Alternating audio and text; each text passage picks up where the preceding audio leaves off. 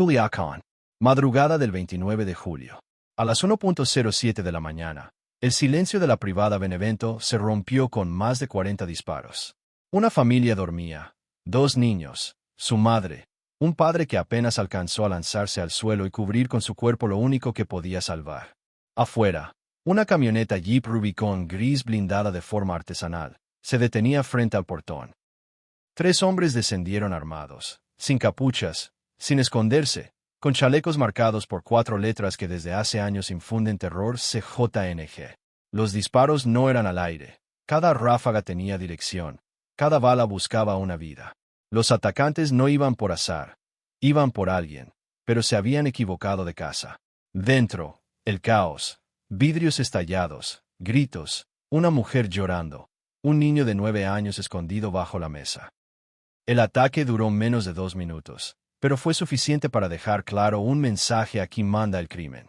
Lo que los sicarios no sabían era que esa misma noche, apenas unos kilómetros adelante, 6 camionetas de la Guardia Nacional avanzaban en dirección contraria. No habían sido llamadas por ellos, pero estaban por toparse con la escena.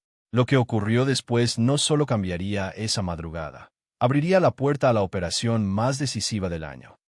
La privada Benevento, ubicada en el fraccionamiento Los Ángeles, al nororiente de Culiacán, es una de esas zonas donde el silencio nocturno suele ser señal de normalidad.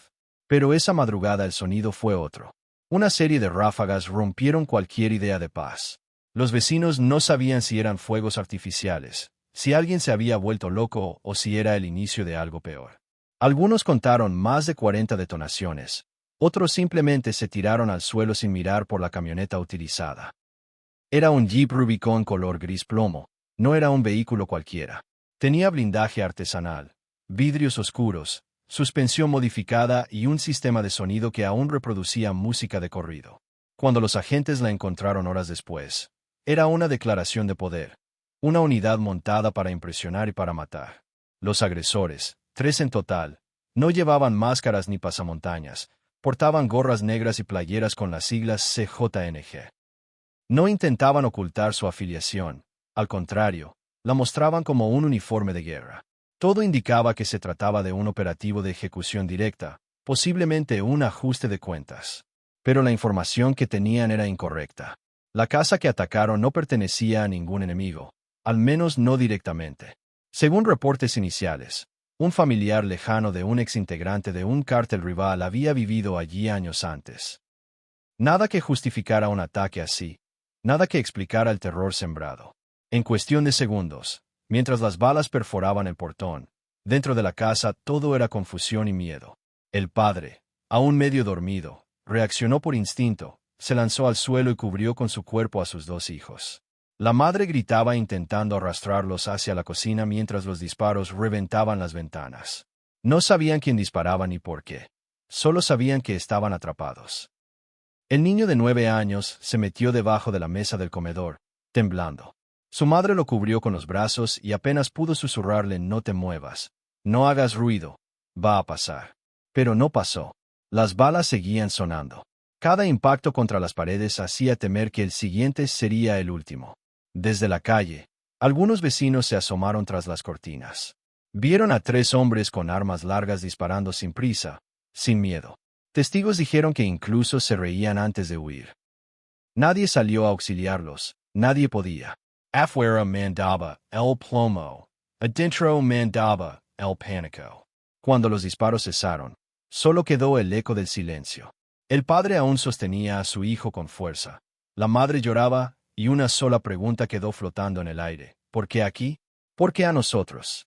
Preguntas que pronto tendrían respuesta, pero no la que esperaban. Minutos después del ataque, el 911 recibió una llamada. La voz del otro lado: no son cohetes, están disparando a una casa. La operadora confirmó la ubicación: privada Benevento, fraccionamiento Los Ángeles. En ese momento, un convoy de 6 unidades blindadas de la Guardia Nacional patrullaba la zona como parte de un operativo de vigilancia nocturna. La alerta fue inmediata. Las patrullas aceleraron por la carretera Culiacán y Mala.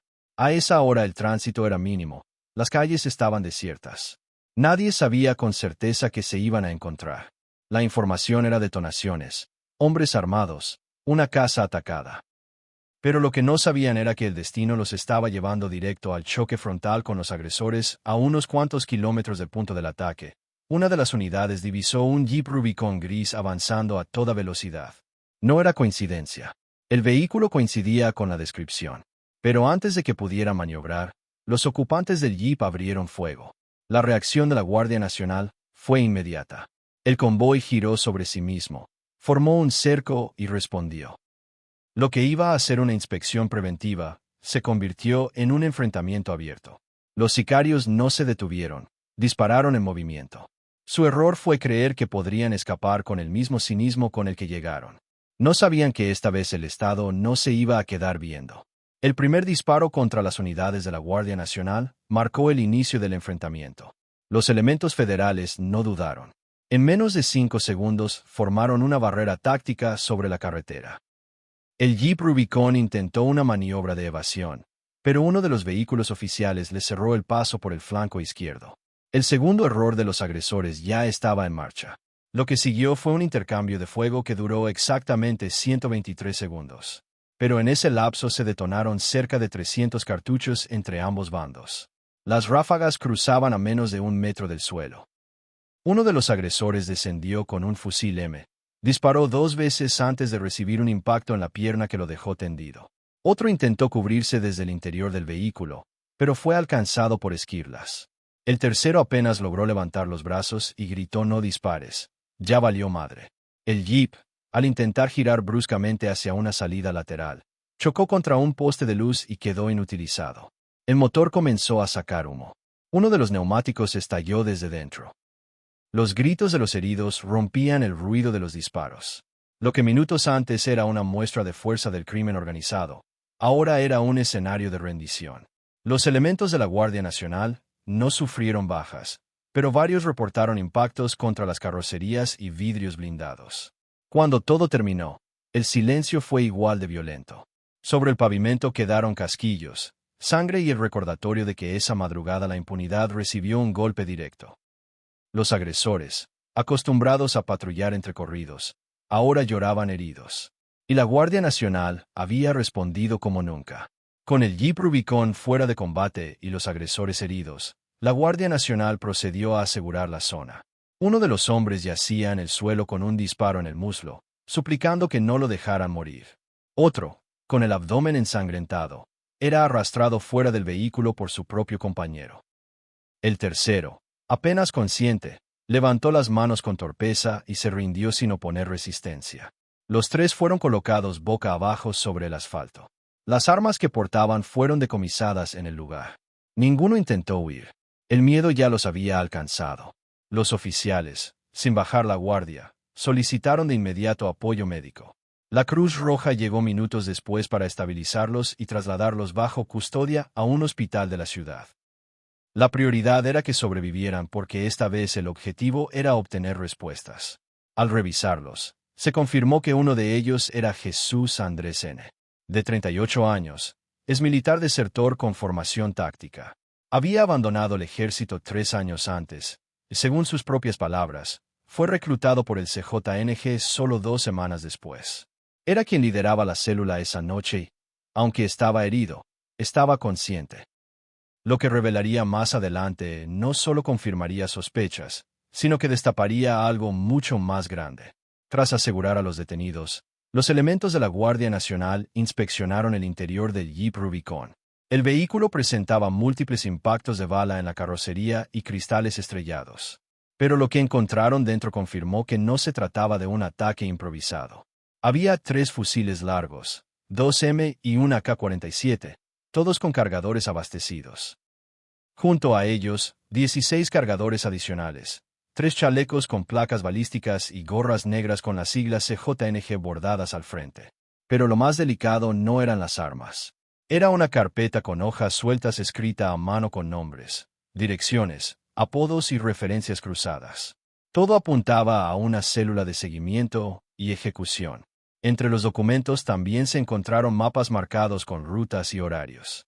Los datos eran lo suficientemente precisos como para encender las alarmas. Aquello no era una célula improvisada. Era parte de una estructura y lo que venía a continuación sería clave para desmantelarla desde adentro.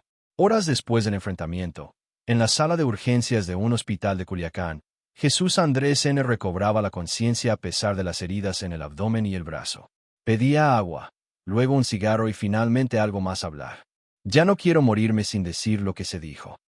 Entre el efecto de la morfina y el miedo, los elementos de la Guardia Nacional no esperaron a que llegaran agentes ministeriales. Uno de ellos sacó su celular y comenzó a grabar. La confesión duró poco menos de 6 minutos, pero fue suficiente para abrir una investigación nacional. Jesús Andrés narró cómo fue reclutado tras desertar del ejército, cuánto le pagaban por halconear y ejecutar y cómo había entrenado a los otros 2 detenidos con tácticas aprendidas en su formación castrense.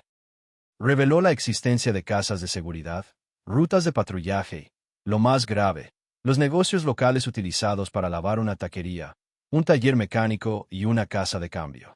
También mencionó cómo se fabricaban los blindajes artesanales, quiénes los hacían y cómo las armas llegaban desde el extranjero cruzando puntos ciegos en la frontera.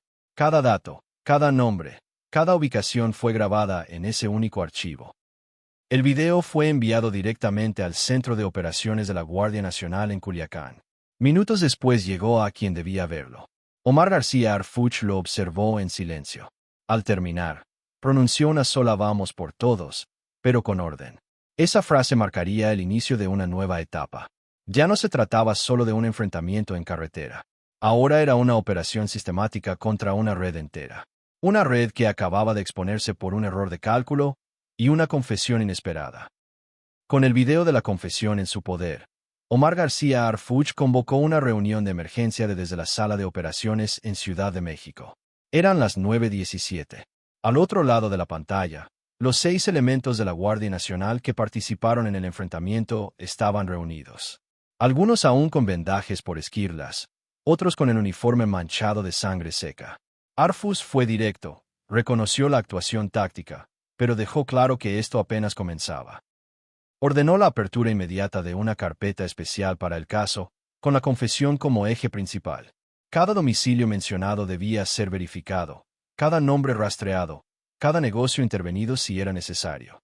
La orden fue coordinación directa con la Fiscalía General de la República, la Unidad de Inteligencia Financiera y la Secretaría de Marina. En menos de 12 horas se planearon 4 cateos simultáneos. Se cruzaron datos con investigaciones previas y se activó el rastreo financiero de todas las entidades vinculadas. Harfuch no hablaba de persecución, hablaba de limpieza. Lo ocurrido ya no era solo un operativo exitoso, era una grieta abierta en la estructura de una célula operativa del CJNG. Los cateos no eran mediáticos, eran quirúrgicos y se harían sin advertencia. Lo que comenzó como una respuesta a un ataque familiar, ahora se había convertido en una operación nacional con dirección estratégica y al frente la figura firme de Harfuch, no solo como jefe de seguridad, sino como arquitecto de una ofensiva institucional. En las siguientes horas las órdenes emitidas por Harfuch comenzaron a ejecutarse con precisión. 4 operativos simultáneos se desplegaron en distintos puntos de Culiacán. En cada uno se aseguraron vehículos, documentos y equipos electrónicos. Uno de los puntos más sensibles fue una supuesta taquería que en realidad operaba como centro logístico y de comunicación. Allí se encontraron radios codificados, una laptop con accesos a cuentas internacionales y además, en una bodega al sur de la ciudad, los elementos localizaron otros 4 vehículos, una BMW blindada, sin número de serie, un Jeep Wrangler blanco, una Hyundai Tucson azul con reporte de robo y una Cupra roja de reciente modelo. Todos fueron puestos a disposición de la Fiscalía General de la República. La información entregada por Jesús Andrés N. resultó ser certera. No se trataba de rumores, era una red. Y esa red estaba empezando a colapsar. En las calles de Culiacán, varios locales vinculados a la estructura comenzaron a cerrar de manera repentina. Nadie los defendió, nadie protestó. Todos sabían quiénes eran y a quién respondían. La operación apenas comenzaba, pero el mensaje ya estaba enviado. Esta vez el Estado no llegó tarde. Esta vez los agresores no escaparon. Esta vez la reacción fue inmediata y metódica. Detrás de cada operativo, de cada balacera y cada cifra hay personas que cargan con las secuelas. En la casa atacada la calma no ha vuelto. El niño de 9 años que sobrevivió al ataque aún no duerme bien. Su madre cuenta que cada vez que escucha un ruido fuerte, él corre a esconderse bajo la mesa de la cocina. el mismo lugar donde se refugió esa madrugada. Todavía pregunta si los hombres van a regresar. Todavía llora en silencio por las noches. El padre que protegió a su familia con el cuerpo sigue sin entender por qué su casa fue marcada. Nadie en su familia tiene vínculos con cárteles ni enemigos conocidos. Fue un error que pudo costarles la vida. Mientras tanto, entre los elementos de la Guardia Nacional también hubo un quiebre. Uno de los más jóvenes, con apenas 6 meses en la corporación, confesó que fue su primera balacera real. Pensé en mi mamá, en que no me había despedido. Pero si ellos disparan, yo tengo que responder, dijo después. Del otro lado, uno de los agresores, herido en el abdomen y gritaba por su madre en el suelo. Su voz, que minutos antes entonaba corridos con orgullo, ahora se quebraba en llanto. La guerra no tiene ganadores, solo deja cicatrices. Y esta vez, esas cicatrices quedaron expuestas a plena luz del día.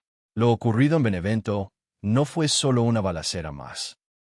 Fue una fractura visible en el sistema de impunidad que durante años permitió que grupos criminales operaran sin freno. Esta vez no hubo escape. No hubo protección ni encubrimiento. Hubo reacción, hubo estrategia y hubo liderazgo. La imagen de 3 sicarios rendidos, llorando con fusiles aún calientes y chalecos con las siglas CJNG, recorrió redes sociales y noticieros. Pero lo más simbólico no fue la captura. Fue lo que representó.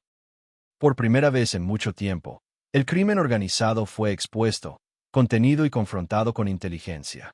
En el centro de esa respuesta, Omar García Harfuch. No solo como autoridad, como decisión ejecutiva, como mensaje. Porque esta vez el Estado no habló con comunicados. Habló con presencia, con acciones, con resultados y con una consigna. El miedo ya no puede ser un privilegio del crimen. Tiene que cambiar de lado. Y esta madrugada cambió. La madrugada del 29 de julio marcó un punto de quiebre, pero lo que viene después puede ser aún más contundente. La confesión grabada en el hospital no solo dio pie a cateos y aseguramientos. Contiene nombres que aún no se han hecho públicos, direcciones, negocios que siguen operando, personas que creen que el operativo terminó ahí. Pero no terminó. Desde el despacho de Harfuch ya se perfila la siguiente fase de la operación: cateos más amplios, coordinación con agencias internacionales y órdenes de captura contra cabecillas financieros. Lo que comenzó en una calle de Culiacán está por escalar a niveles más altos. Y tú vas a verlo.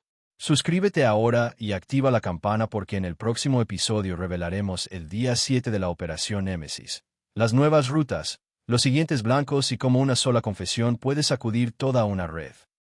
Esto apenas empieza.